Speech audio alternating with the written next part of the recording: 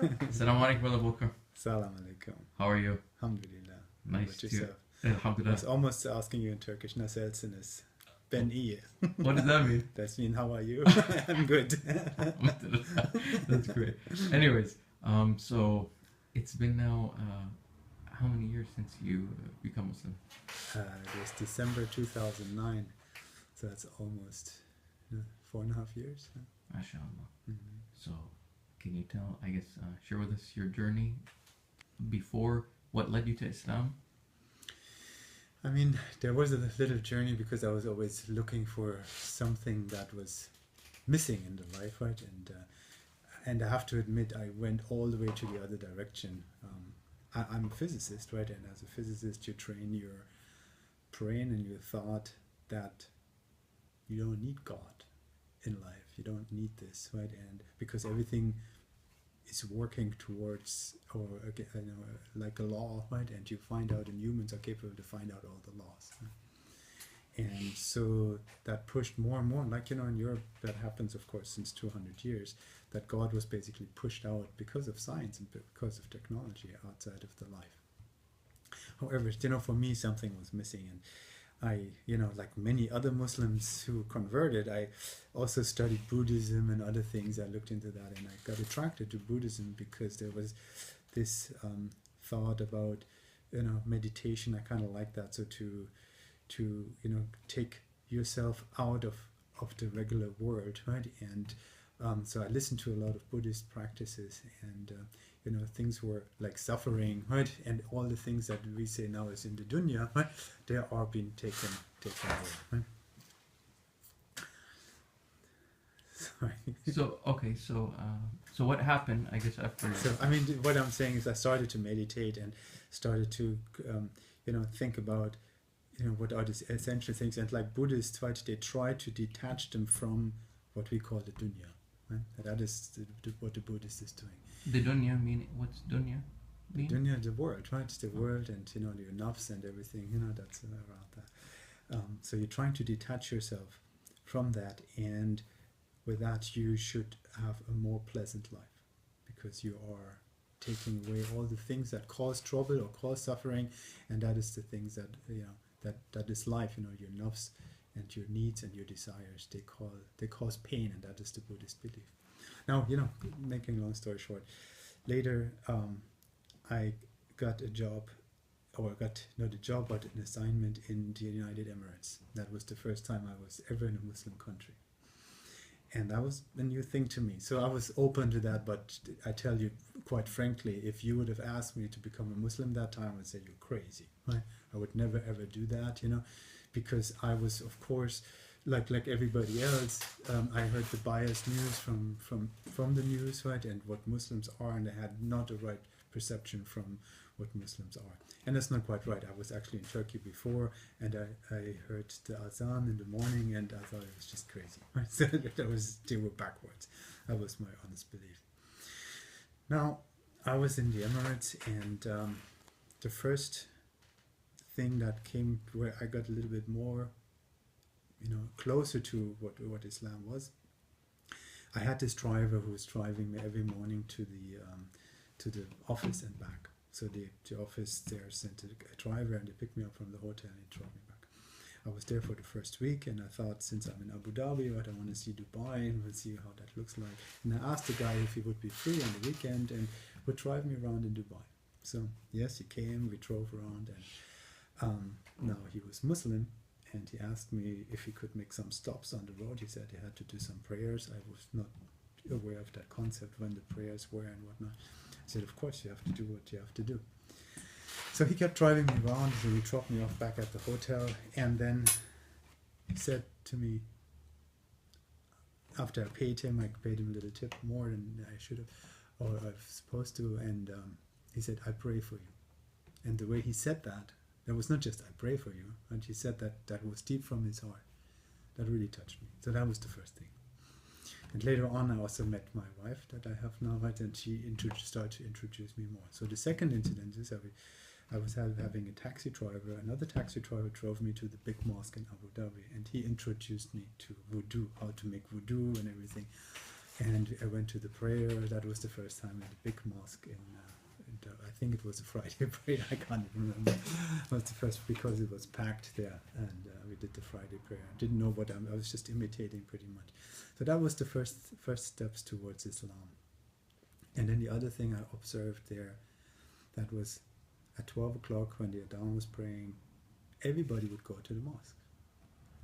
And I like that concept a lot, because that was very close what I learned from the Buddhists, right? They really practiced it. Everybody did.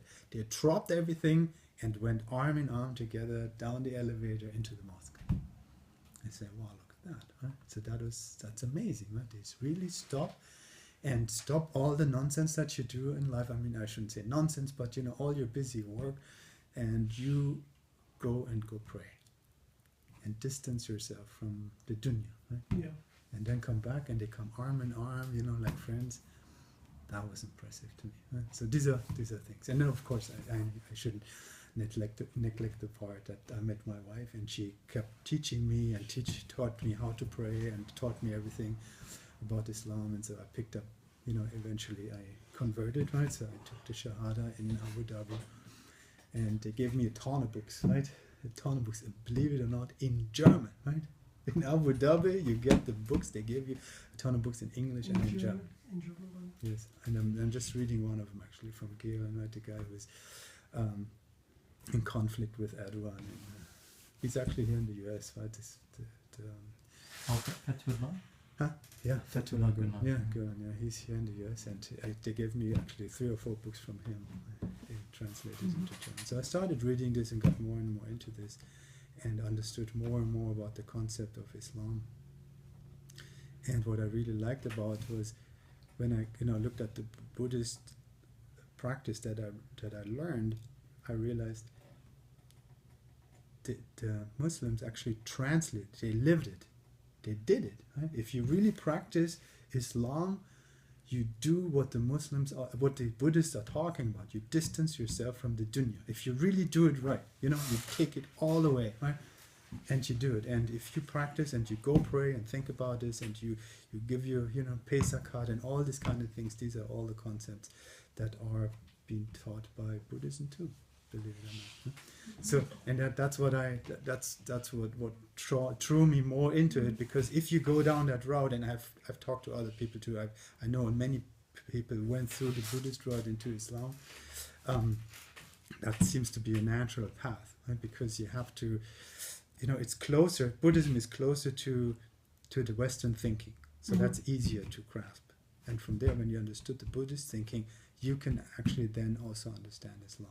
Yes. And there seems to be some way for people to get from here to there. I'm not sure if there's success is قد أفلح المؤمنون الذين هم في صلاتهم خاشعون. So not sure if it makes sense. The success when the mu'minin are really in their prayer, they have full humility. He's talking about the first verses from Surah 23, chapter 23. Indeed, the believers are successful. Those who are in their salah, they have khushu'a, full submissiveness. Full submissiveness, that means full concentration. And there are many hadith about that, right? So when people were in full concentration, what happened to them? And they were all in full concentration. But that is the same like meditation. If you are to that state in Buddhism, that you do this concentrated meditation, it's very, very similar. A very, very similar concept. Yeah. Okay. So go ahead. So I mean that's what I'm saying. Of course, and then there are all the other virtues, because what's kind of missing in Buddhism, even though they teach you these practices, I don't know how I should say that, but the guidance is missing, right? Here you have one guidance, you have one destination, right? Yeah. That is Allah, right? So that gives you the meaning in life, and if you think, let me phrase it more profanely. If you think whatever you do it for Allah, then you do it. I'm looking for words now, right? So when you look at Buddhism, you should do everything and take away your interests, right? Yeah. But here you have a little purpose in life. Right? You have a purpose in life. You are here for a reason, and whatever you do, you should do for Allah. Yes. Right? And take all your own interests and all your nafs away. I know that's hard, right? Who can really do that? But if you do it this way, then it gives you a certain,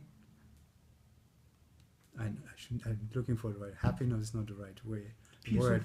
It gives you peace of mind, like peace of mind, because you feel like now you're doing the right thing. Sure, I mean that's the right thing to do. It's not, you're not doing it for yourself, you're doing it for a higher reason. Yeah. Whatever you do. And if you think about all your actions in that manner, then that gives you, great guidance overall. Right? And if you keep practicing this, right, then I mean that is where you can get better, right, overall. I mean, you can do that in Buddhism, but I don't think in Buddhism, I've never seen this, that you get this guidance. Yes, they talk about suffering and how to avoid suffering in life, but this guidance is missing. This part is, from my perspective, is missing. And I'm not trying to compare the religions, or this religion is better than that one, we shouldn't be doing this, I know that. But I'm just trying to say that to describe how I came from here to there. If that makes any sense. Yes. Well, Jazakallah khair, Brother Volker, and hopefully we will have a follow-up in part 2 in the future, inshallah. And thank you thus far with sharing your journey, and may Allah subhanahu wa ta'ala continue to make it easy for you and your family, and for everyone that's searching for the truth, inshallah. Jazakallah khair. Assalamu alaikum.